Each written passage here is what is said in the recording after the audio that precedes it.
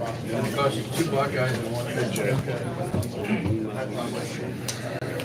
Yeah, me too. Exactly. What's your best shot?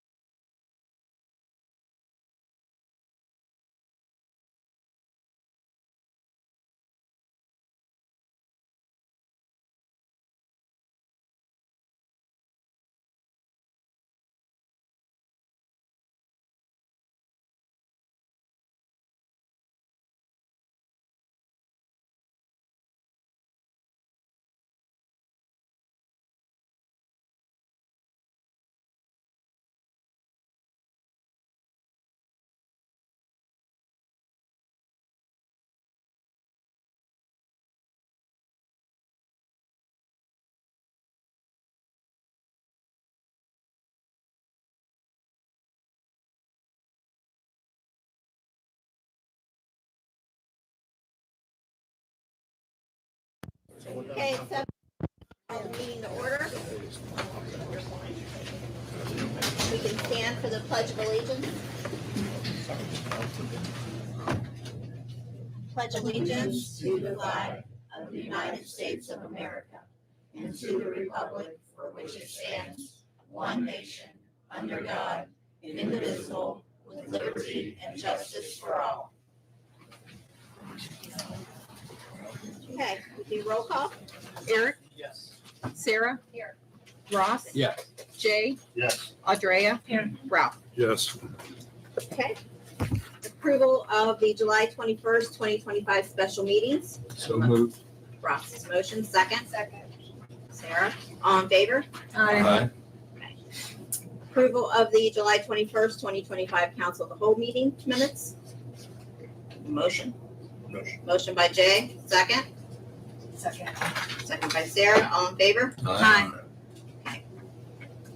Administrative reports, mayor's report. Just a few items from our last meeting regarding Harsh Alley. Susan and I met with Bruce, and we've come to an agreement that everyone's happy with. They also do not have to move the curb box as long as they stay within that 20 feet, because there's about 8 inches past that. So I think that's gonna be moving forward. The street maintenance agreement for the service resolutions. Wendy and I met with Bart Bannon last week to discuss an agreement that can be added to our service resolutions. I believe we're on the right path. I put an agreement together, emailed it to Bart since he's over the roads, and he will discuss with the other trustees.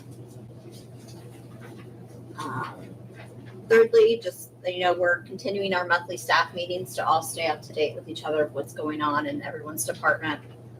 So that's going well. And fourth, I did forward some legislation to everyone that was from Corey. If you choose to discuss it, you can do that during additional comments. That's all I have for mayor's report. Village solicitors, Nothing at this time. police chief is not here. Village administrators report, I have here. There's several repairs to existing catch basins have been completed in the last month. There are a few more to be finished. Mike Struckman has completed his probationary period and will continue to work towards getting his water and sewer licenses. We have hired a new employee for the utility plant, Trent Yaris, but we'll also be working towards getting his water and sewer license. Training for the new sewer plant is complete. Utility workers, employees will be working on testing the plant this week. We are hopeful that we will be able to start regular operation next week, which will give us at least 1.4 million gallons of capacity per day. And there's also an advertisement going in the Circleville Herald for the village administrator position. It's also on our website. That's it for the village administrator's report. Village engineer. Just a few things I wanted to share. So Chestnut Commons, the drainage analysis, we have our signed proposal. We're working to pull together a base map of the area. We also plan to be on site this week. I don't know if you may have received a call or email. Okay, I'll make sure that they do that. We'd love to get your opinion, the local, the HOAs, what you're seeing, what you're experiencing, and then also the adjacent property owner. We'll reach out to him as well. So ideally, if we can get everyone on site this week, just to share information. And then the next steps, we plan to prepare probably 2-3 different options, present those to the village, see what you prefer. We'll have costs with those as well. And then once something's decided upon, we can move forward with the design. That's the status of Chestnut Commons. Belshazzar Street, thank you for the comments. We'll move forward with that project. Ross, I will show you what we have for the drainage there on the corner. Give you that comfort level. And the village, we've received multiple permits to work within the public right-of-way. We have applications from Frontier, Knox Energy, Columbia Gas. So we're working through those, working with those private utilities to get those reviewed. If they need to submit performance bonds, we're requesting those. And that's it. Any questions for me? Thank you. Thank you. Zoning administrators report. Yeah, just a few things. One of the things is that if you go out to the industrial site, you'll see that the property is all mowed completely out there. Kind of proud of that. It looks a lot better. Scanell was the one that was the biggest issue, so got them taken care of.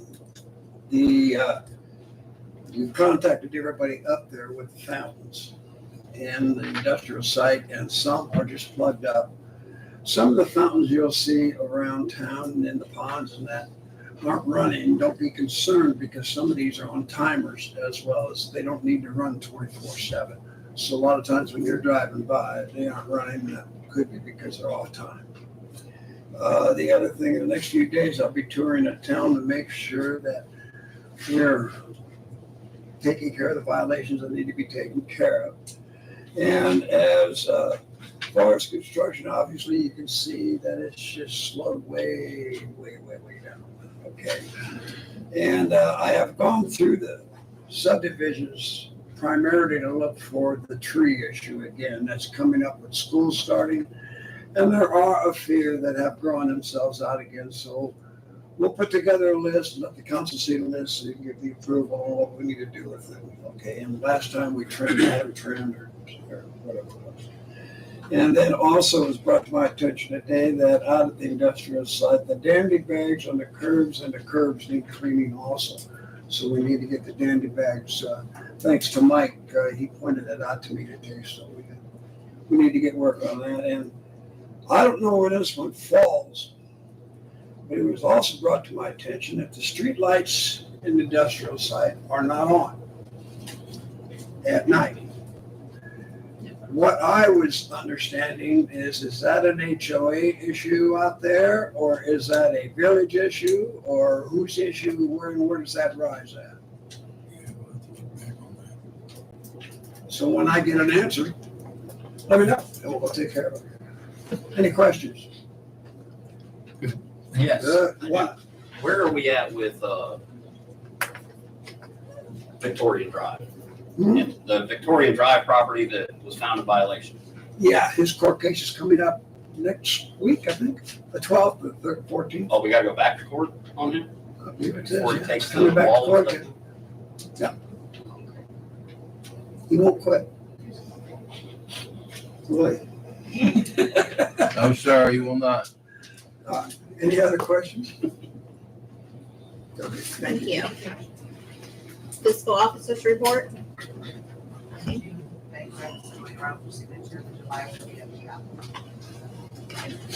Legislative reports. Ralph Holdren, I don't have anything. Ross, Not at this time. Sarah, Nothing. Eric. No. Andrea, No. Jay. No. Okay. Committee reports. Parks and Recreation Committee. What I heard, I wasn't here, but I heard the farmer's market was very successful, very busy. The next one is September 6th. We will soon have 2 positions open on this committee, so I really want people to think about it. You know, we want to continue these community events. I will, of course, volunteer, you know, like I used to, maybe not to the extent, but I definitely will not be a part of it. So be thinking about that for the next meeting. Okay, Land Use Committee. Nothing at this time. Okay. Public comments. Just want to let everybody know you'll have 5 minutes to speak. Council will not answer any questions. If they want to respond or answer questions, it'll be during additional comments. First up, we have Mallory Beckman. Just state your name and address, if you would. I'm Mallory Beckman, 12404 Walker Road, Asheville. I'm Mallory Beckman, owner of Beex Bar, and I've kept quiet long enough, and everyone needs to know exactly what we've been going through. On March 12th, my daughter and co-owner Bryce and I asked to meet with Chief Jordan and Mayor Goldhart. We told them our bar was chosen as one of the QFM Bike Night tour stops in July. Let them know the 4 Thursdays they will be there, and Mayor suggested we request street closures, so we did. The closures were approved from 4 to 10 p.m. each Thursday. We were doing what we thought was the right thing, giving them a heads up. There will be heavier traffic those 4 nights. The same meeting, we mentioned we would like to have a band called Our Short Years come and play on a weekend night. We told Chief and Mayor we have heard they are loud and crazy and that they most likely will get complaint calls. We were told the footage stipulation in the ordinance had been removed now, so as long as it's before 11:30 on a Friday or Saturday, we would be good. We told them we were thinking 7 to 10 p.m., but want to be sure because the band costs $1,200, and that's a lot of money for a small business like us to pay. And we don't want the officers showing up telling us to turn it down or to try to make the band stop playing altogether to essentially waste our $1,200. Both said, nope, good to go, as long as it's within the noise ordinance timeframe. So we booked the band for May, and the cops showed up at 9:12 and told Bryce the music needs turned down, and she said she didn't feel she needed to turn it down because they are done at 10. She told the officer this band has already been cleared months ago with the mayor and the chief. The officer left for a bit, then walked back in about 9:45, issuing Bryce a citation in front of all the customers. There were, I believe, 5 noise complaints that night, but we know 4 came from the same house, Eric Nungester's. We are still in court over this citation because this is a potential misdemeanor on Bryce's record. We did nothing wrong, did not break any of the village rules or ordinances, period.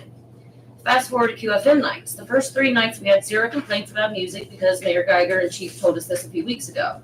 I was told Nungester was reporting that there was going to be heavy motorcycle gangs there. They are clubs, not gangs, for your information.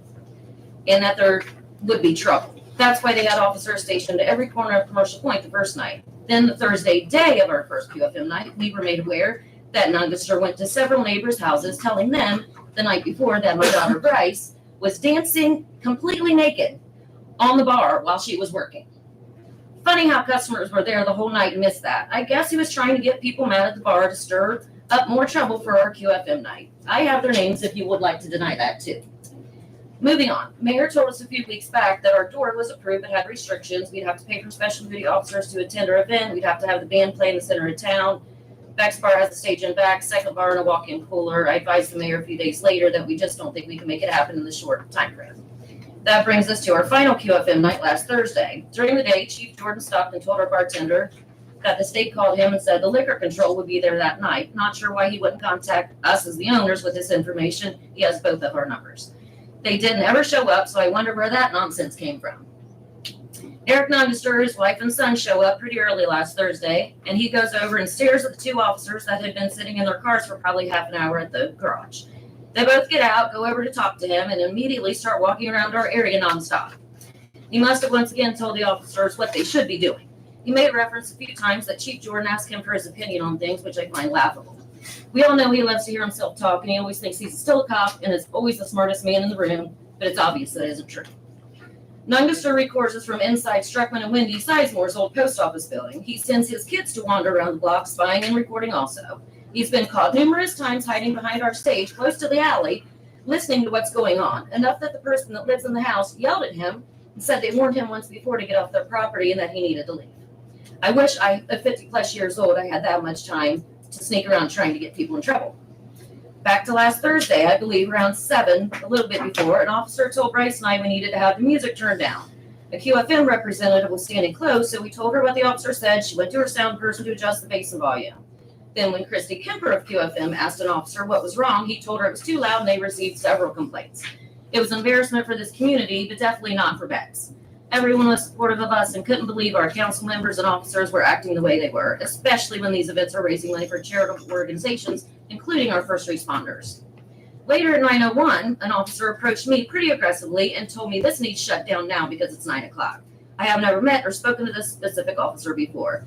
I told him I'm sure this is their last song and they're halfway through it. And I was right, it was. I reminded the officer the noise ordinance is 10 p.m. on Thursday anyway, and it's 9. He told me it doesn't matter, it's the officer's discretion. Then the officer said the road signs need moved, and I said, yes, at 10, I have my alarm set for it. He said, no, it's 9. I said, no, it's 10. The officers went out in the streets, moved all the signs to open the road just after 9. So we put the signs back until 10, just as they were approved for. Isn't it ironic that the first 3 QFM nights, there were 0 complaints, and when I let them know we just can't swing getting a stage, an extra bar in the center of town right now, that everything changed. Time's up. Okay. Thank you. Bryce Beckman? Bryce Beckman, 12404 Walker Road, Asheville, Ohio. I'll tell you why it changed. It's because council members wanted us to float the bill for a community event with their specific demands at our expense so they could advertise they put on the show and not us. Don't believe me? Ask Nungester why he told our customer that he planned and organized the first QFM night event. The customer told us everything. Now let's talk about the car show Saturday. First, I want to say it was a wonderful event, and Jim Albright always does a great job planning and organizing for it. However, I saw one officer walk up the street one time. I was on the front porch, and there were probably 20 people I noticed, and in photos with alcohol and clear cups and bottles and cans of beers walking the streets, and it wasn't coming from our establishment because we were policing it. There wasn't a door in place. No one said a word to them. There weren't 5 officers there hounding a customer if they stepped off the sidewalk like they were at QFM nights. There were way more people at the car show than there were any of our QFM nights. Where were all the officers? Why was it okay for the band to play louder than any of our bands on QFM nights? There were cars and bikes revving up their engines all night and nothing was said. No one said a word. This police department has zero communication and none of them know what's been approved and what hasn't. The officers believe council members are their bosses. What they are good at is called selective enforcement, and it's only for Beex that gets noise complaints, not the vendors market, not the food trucks, not the car show, not homecoming, and not station house.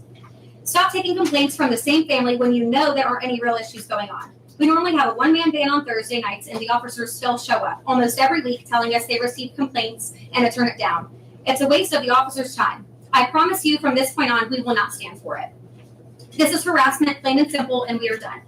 Council has the power to put a stop to this nonsense, but they continue to entertain it. This village needs new leadership that stands behind the local businesses instead of trying to ruin them. Here's a list of everything that we've sponsored and supported in our community.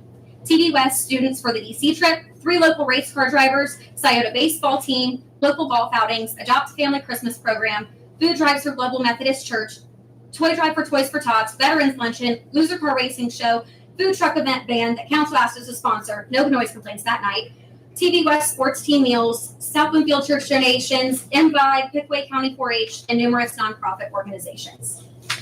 To sum it up, we pretty much don't ever say no when someone asks us for a donation for a local community group or event. Eric Nungaster, I would love to know what you have done for your community other than be the town crier. If the rest of our village council doesn't take action to have him removed for malfeasance and misfeasance, we will file with the Ohio Ethics Commission this week. Tonight after this meeting, I welcome you to stop in at Beex. We are helping collect signatures for residents that plan to run in the next election for open council seats. They need our support and we need change. I have nothing to say other than, Eric, I'm utterly disgusted by you spreading that rumor about me. Like, how dare you? Thank you. I will second that. Okay, we have Corey Wasmus.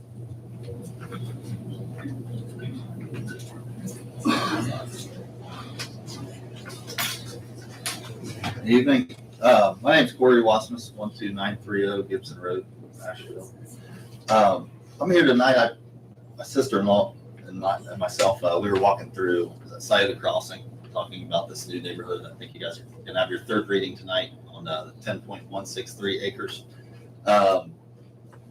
Pretty much everyone in there is concerned about, you got your main roads coming through that neighborhood, and there's one road going into, they think that's the only entrance. And I dug in a little bit. There's a couple newspaper articles written about it inside of the Post. And, some other one, I'm not sure who they are, but some reason they covered it. But they would like to have an entrance coming off of 104. I don't know if that's possible. They're just concerned with the density of it. 29 homes on 10.163 acres is the plat, which I'm sure you guys have that right in front of you. And that seems pretty dense. Once you account for a road to go through there, talking about 29 homes on 10 acres plus roads, it seems pretty tough. So we'd be interested to see how that lays out. I'm sure you guys have looked at it. Another concern that they had, we talked to, I think, ended up being 30 different homeowners there this afternoon, and multiple of them asked about the fire department. What's the plan if they come in there and they go back to that neighborhood, how they get out? If they can't get out on the 104, they got to truck back through the neighborhood. 2 of them were firefighters, one Harrison, one's over in, I think he said Plant City. And he mentioned, hey, they're getting a ladder truck in Harrison Township. He thought he wasn't positive about it. I think I heard rumor of that too. From what I know, Scioto Township does not have a ladder truck. We'd love to have one. He told me that when Harrison ordered theirs, he was talking to a friend of a friend, so he's not positive the truth of it. He thinks they told him 2 years just to order a ladder truck. I know you guys have different proposals before you. A lot of them are townhomes. Obviously, it'd be nice to have a ladder truck with the fire trucks or with the fire station. I'm not a firefighter or anything, but it would make common sense to have a ladder truck to get up on those roofs, especially when you're talking about multifamily. So basically, we're just asking. We understand this is the 3rd reading. You're going to approve the annexation. Once an annexation is through, it's really tough to stop once those investments are made with studies, with the developer and the plans, renderings, all of that stuff. It would be nice to slow down a little bit, talk to the residents as I did tonight, which I'm sure a lot of you guys talk to them too, probably more than I do. But everyone we talked to about tonight said no one has talked to them personally, no one from council, what the plans are for that 10 acres. What we hear is 29 homes. How the schools, I know Ralph's been appointed, something he's big on, which we appreciate that. Have they been spoken with? Hopefully you have talking with them before you vote to approve this tonight, this annexation. They asked, well, what if it does pass annexation tonight? What happens then? And we told them that then annexation will move forward, but rezoning and development approvals are still a separate step. They said, well, can we get involved in that? I said, absolutely. You can come in there. You guys say all the time you'd love to have more people at meetings. It seems like full house tonight, but under regular circumstances, there's plenty of open seats.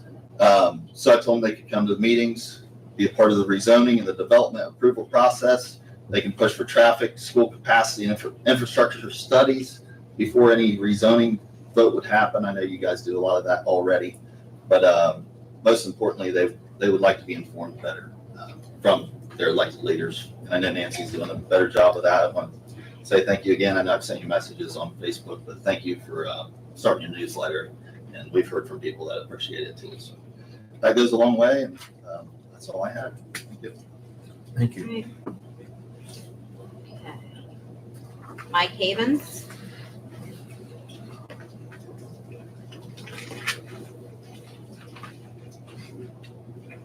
Mike Havens, 5519 Direct Road, Point. I'd like to start out with, it'd be really nice if this local bar and the council could work things out. I don't really see that happening with what's happened in the immediate past. I don't know where the Dora thing come in. I don't know who asked for Dora. Is it available? Was it not available? You hear on the streets it wasn't available. You guys held it against them. And then you hear that's not true. They didn't want to pay for the police protection. So I'm not really for sure about all that part. My biggest concern is, even though I've sold the place, my name's still on the wall. I hold all responsibilities under the liquor license. It has not been transferred at this present time. So that being said, all violations come to me, and it's my responsibility. I've been out of the picture for about 6 months, but now I'm back. In these violations, I hear that police are coming over for noise and all that stuff there. Well, that's a small one to me. That's not a concern of mine. My violations that are coming to me from the state of Ohio is more serious, and they're for real. From public nudity to gambling to improper signage, them things come down on me. I went to court, and I'm liable for the sentencing. The fine has been, it's all since done. We found guilty of all the above. The license holder has to obtain by this and make sure that it's corrected and paid for. There's still a violation against myself. That's the biggest part that urges me. And then, like I said, I was not particularly here. The things coming from QFM 96, basically saying that the mayor's a joke, council's a joke. I was here for over 20 years. Run a business here. I've never had a problem with this council. It's not the same council, ain't the same mayor, but some of them are still here. I always had a good relationship, and when I walked out and give the bar up, I put a comment out there of how easy it was to work with this community. I've been to Asheville, Chillicothe, Groveport, had business and all above. And I felt the Commercial Point itself was one of the easiest working relationships that I'd ever been involved in. So you as council, I think my experience with you has been great. And what QFM 96 put out there, a disgrace to you and the mayor. That's all I really have to say about it. Thank you. Thank you, Mike. Okay. Business items. First thing up for discussion is the street closure for Beex Garage. I'll copy of that.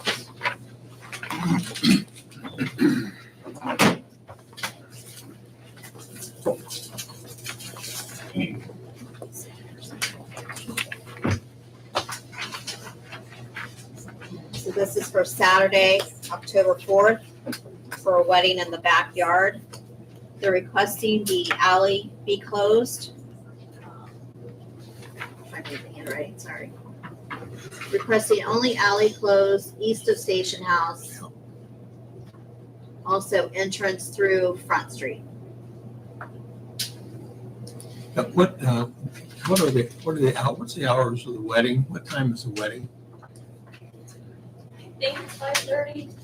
5:30? They decided on 5:30, yeah.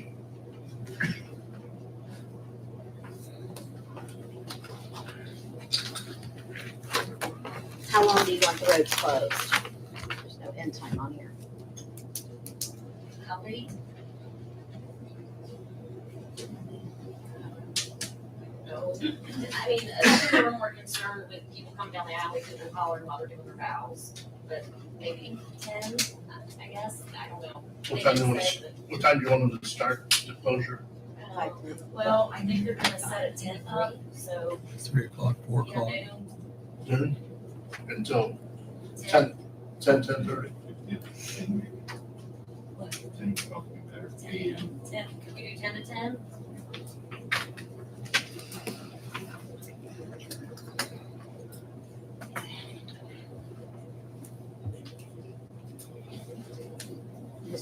It's just so people don't walk up the alley. That's the only reason.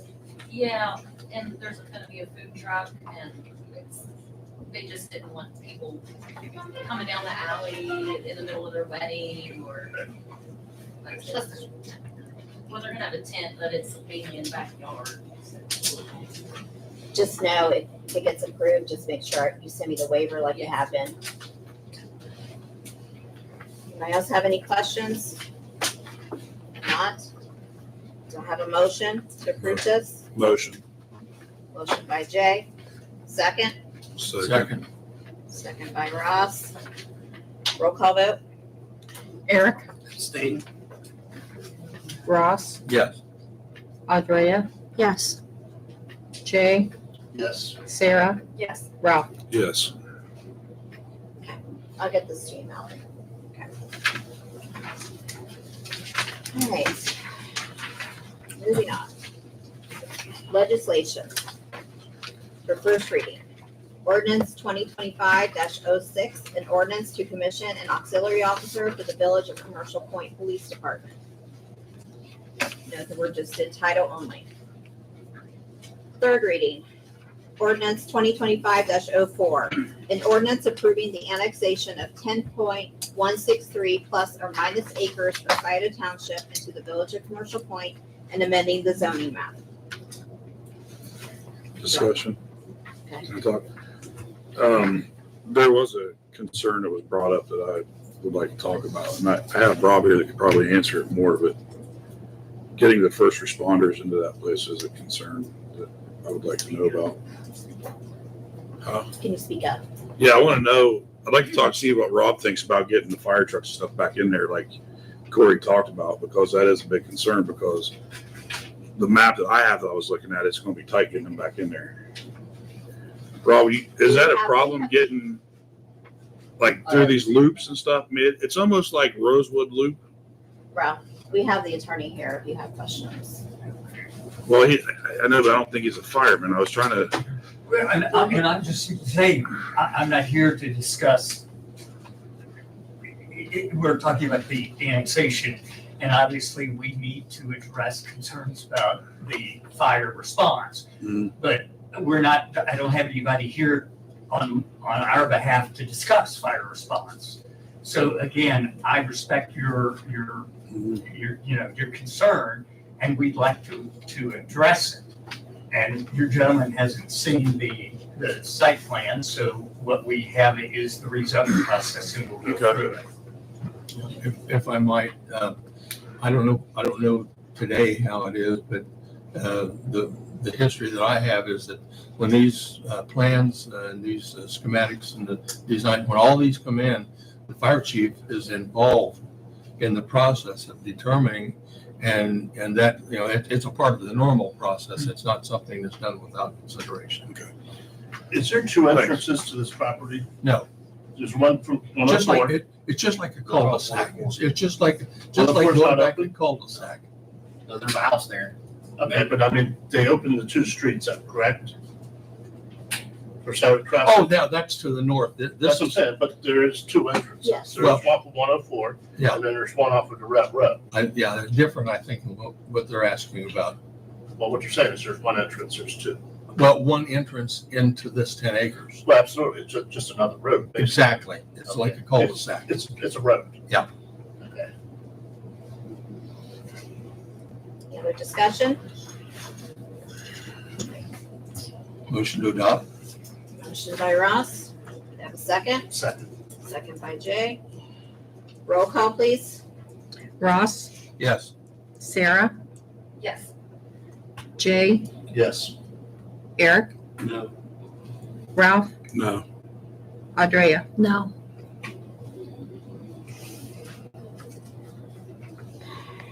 I guess that leaves it up to me. Yes, it does.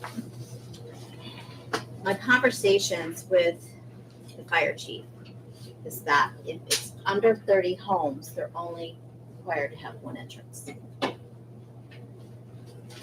And I went in depth with him about that. Mhm. Your question? Yes. Is the map that we saw the final map, or can they amend it? Like after we annex it, are they able to change it more?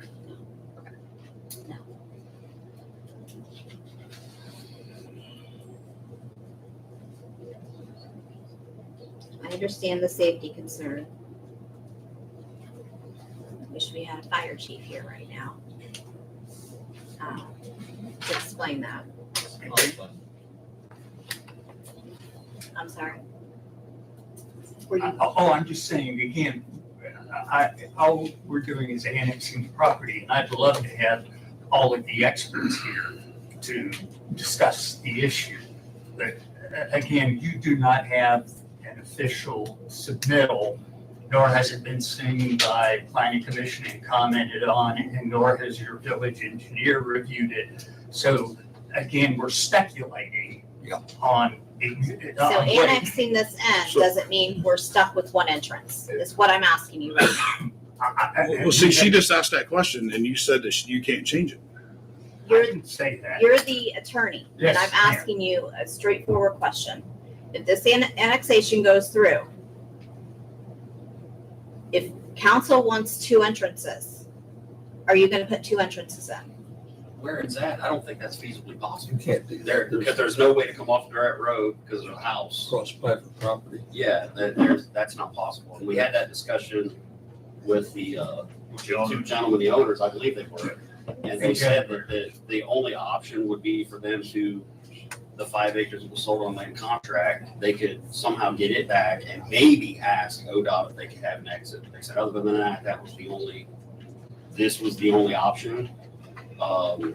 And they said if they thought they could get one off of 104, they would like to have that, but their thoughts were that it just wasn't happening, that ODOT wouldn't allow it. Again, we're simply saying we'd like to annex the property into the village. The access for fire, et cetera, is a discussion that takes place with the rezoning. And I know that you all would want to have the experts here to discuss with you what the options are. And once again, we're speculating here as to what it could or couldn't be. So we'd love the opportunity to go through the process, have the experts discuss, make presentations, and then, you make a determination at that point in time. Okay, well, I really feel that knowing this was a third reading, you should have had everybody here with you to answer any questions that may have come up. And But I'm not here presenting to you a rezoning. I'm not presenting a map to you. I'm not asking for you all to vote on a rezoning for a planned residential district. All I'm asking is. So we can pretty much put that plan out the window.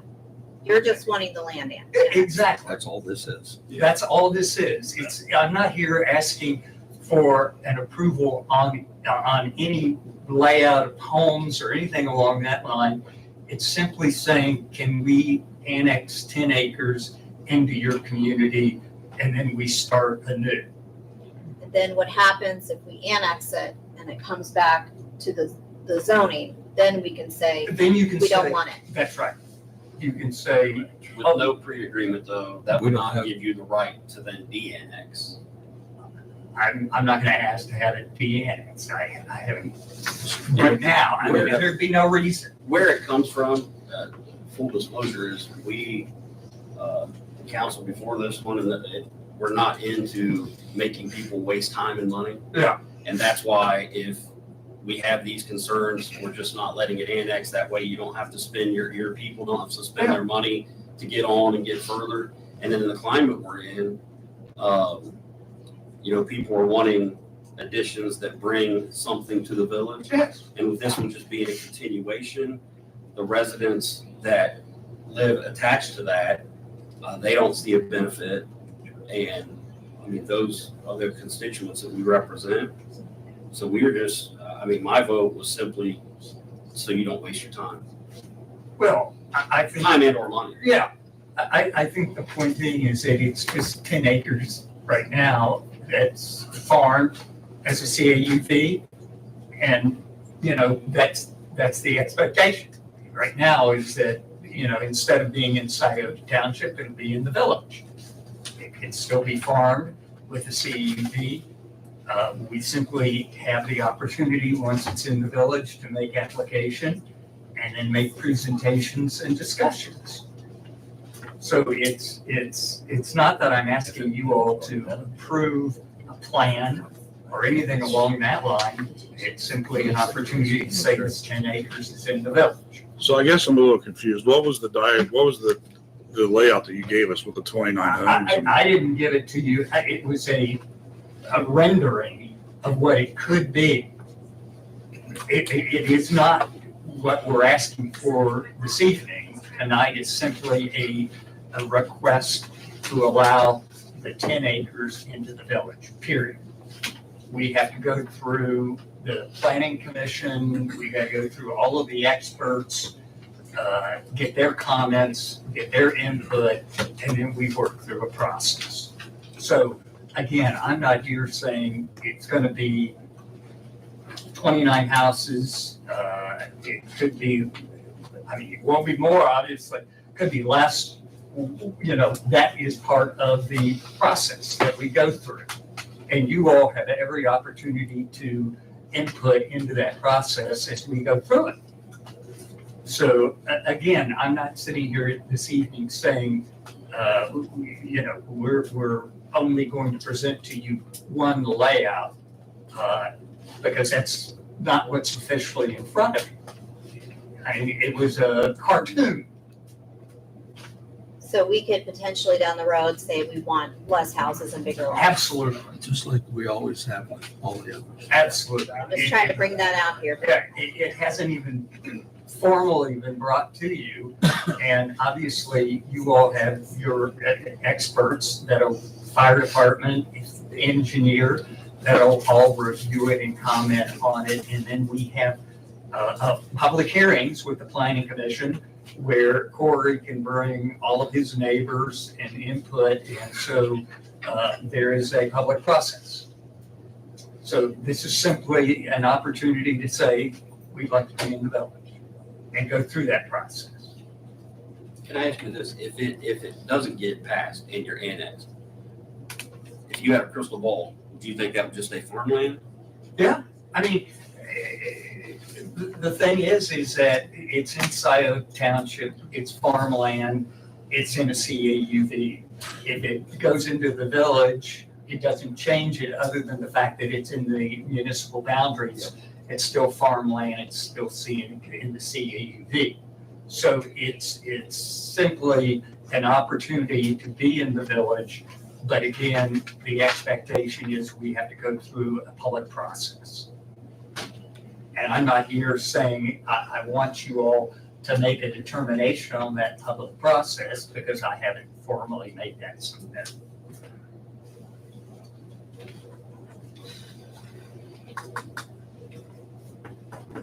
We also do not have anybody from Scioto Crossing here.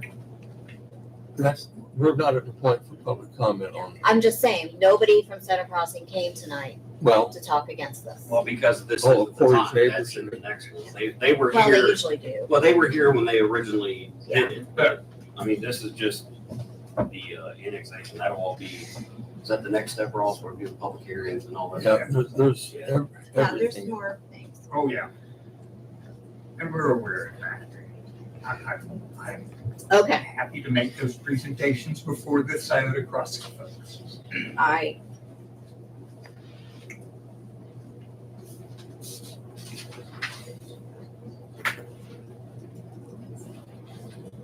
I might be hated for this, but I've not received any emails, any input from anybody from Scioto Crossing saying, please don't bring this. In fact, when I went out collecting signatures, they were like, it's a few people I talked to are like, it's 29 homes, it's gonna kind of feed in to be like Scioto Crossing. And like you said, this is just annexing the 10 acres. This is not saying what's gonna be on that property. So I am going to say yes.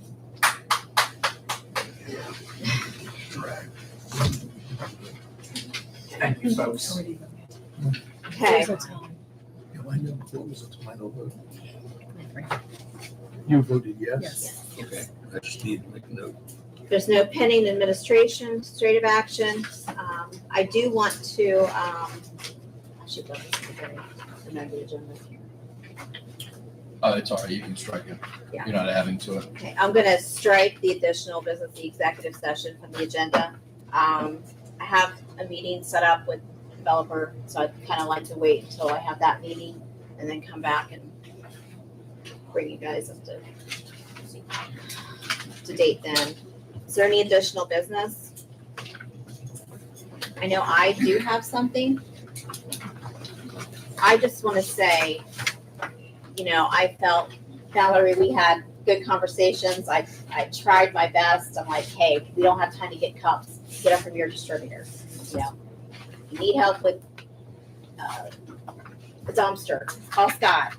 I tried a lot to help you, and I think you know that. Right. We just couldn't do it in that short amount of time. But when I heard what the QFM 96 lady was saying about us, saying that we yanked the door from Right. you at the last minute, I know. that's completely false. And We know. I We know don't it was. I don't appreciate that on the village because you emailed me like 2 days before and said, sorry, we can't do it, Right. whatever. They got it wrong, 100%. Well, I think there needs to be a Yeah. public We told them that. statement out there We told them that. because all of the village has heard that now. And I really think that Bex needs to make a public statement backtracking and striking that.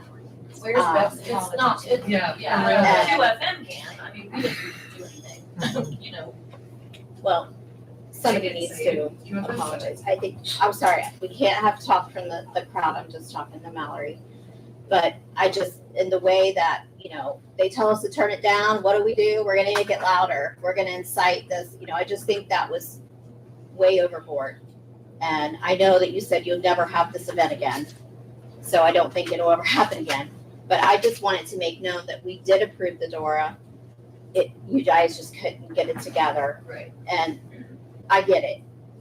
So, and I also understand nobody should have been walking around with alcohol at the car show. Nobody. And I did not, submitted the photos. there should have been an officer there the whole time. It will be discussed. It won't happen again. So, you had a right to complain about that. So that's what I wanted to say. I just wanted to clear the air about the DORA and, so. Okay. Anybody else? Yeah. So me and Eric was there. for that whole event. And I understand that the sound escaped from their place, but it was not over loud at that place. It wasn't. I mean, I'm standing 20 feet in front of the speakers, and it's at 85 decibels. We don't go by decibels. I understand. And we had complaints from West Side of Green. I understand. But when I had one officer saying to us that it's too loud, turn it down. We had another officer standing there saying, I don't understand, it's not that loud, but we're caught in the middle of it. We got two officers there, they're saying opposite things, they're making us look silly. And then the officer comes to me at 8:45 and says, before you leave, can you do me a favor and go tell them to turn it down? Well, you should have said no. I did say no. Yeah. They should not have asked you to do that, and I'd like to know after the meeting who that officer But was. I'm telling you right now, Find out now. Just asking. Well, sir, we can't have yelling in the crowd, I'm sorry. but here's the thing. I'd ask you. It's not that loud. It really wasn't that bad at all. And when they were asked to turn it down, the sound guy immediately started turning it down. I went to him as another sound guy, and I said, hey, the complaints that we're getting is probably caused by the low-end bass bouncing through the neighborhoods. If you're running your subs on an aux, can you please turn them down? He said, absolutely. And he killed the bass tremendously. Eric, you heard him turn down. They tried everything they could to cooperate with our police officers. The fact that Christy Kemper did what she did, in my opinion, is no problem. It's not her responsibility to make an apology for what Christy Kemper did. That it was uncalled for. I didn't like the way that she acted. But Mallory and her team and the sound guy and the people that were with the band all cooperated with what our officers asked. I'd like to make a comment on that real quick. I think the only reason why it may have seemed louder is it was particularly windy that night, and I noted it because I heard it in Walker Point, and then I realized if it's a really good windy night, I can hear the train whistle, and that's like forever away. I don't hear it every night, but when I hear it, I note that it's particularly windy. Sound does carry more when it's windy, so if they were seeming particularly loud, it really could have been that. And that's why I thought, oh, well, I actually get to hear it over here in Walker Point. I don't normally hear it. So it really could be not just, the bounce or the location, but weather factors as well. I don't know how scientific that is, but I'm agreeing with you that it might not just be man-made that's making it loud. I really hope that we weren't rocking the boat this early, we were sitting in the seat, but we clearly have a noise ordinance that is subjective to the point that we're looking at, depends on if they like you or not. When you got one officer saying it's not loud and one saying it is, who do we listen to? You guys, I told you, I do this for a living. I just ran 96 decibels in Grove City on Saturday with no noise complaints. I ran a bigger system than they ran over here. Where was that, bro? At the Legion, American Legion. Oh, Legion, okay. Yeah. But noise travels. It does travel. But we're talking 3 hours out of the day. It's not like it's 10 o'clock at night, midnight. It's 3 hours out of the day for a special event that hundreds of people were there for. I don't want to see this village become to where we can't have outdoor events. We can't have music. We can't have picnics in the park or whatever. Because we got 2 or 3 people complaining about noise ordinances. It just, that whole thing on QFM 96, we all should have hit our heads in the sand over that. That was the most embarrassing thing I've ever heard for our community. It blows my mind. In my opinion, we really need to look at our noise ordinance and fix it. There has to be a cut and dry, black and white. You broke the law, you didn't break the law. It's just my opinion on it. And to back up, you're right, Mallory. I didn't know who told her that information at the door. That's why I was like, you guys, I don't know where she found it at. So I mean, didn't tell her that. they really should apologize. They won't, but I just wanted to make the statement that we work together well, and I've tried to do what I could. Anybody else? Now, my only question is one that I asked last year. How loud does music have to be in order to sell beer? Really loud. Evidently. I mean, no, but I mean, I'm serious. I'm serious. I mean, if music is at a level that you can hear it and understand the words and the other kind, how much louder does it have to be? Or why is it better to have it? It's a matter of displacement, right? You have to have coverage. I got that, but when you've got everything confined in a space behind the building, that's the only space you're entertaining. But what I'm telling you, Ross, and Eric, you were there. You can test it. It was not that loud behind the building. Well, I mean, 2 weeks before I was there, we were there, we talked. And it wasn't that loud. And it wasn't. It was 80s, and we didn't. I'm not aware of any complaints or anything that happened that night. But I do know that certain places in town that you can go to, you can stand and it's just an echo chamber. It just travels. And there's got to be some kind of a way to either contain the sound or tone it down to the place. And like I say, how loud does it have to be valued, to be understood? And that's what I'm saying, Ross.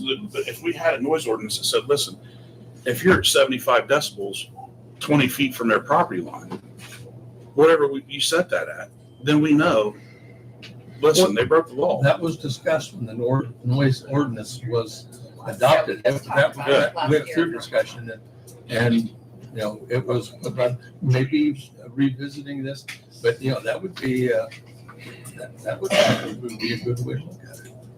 The chief was the one that did think the decibel readers are different.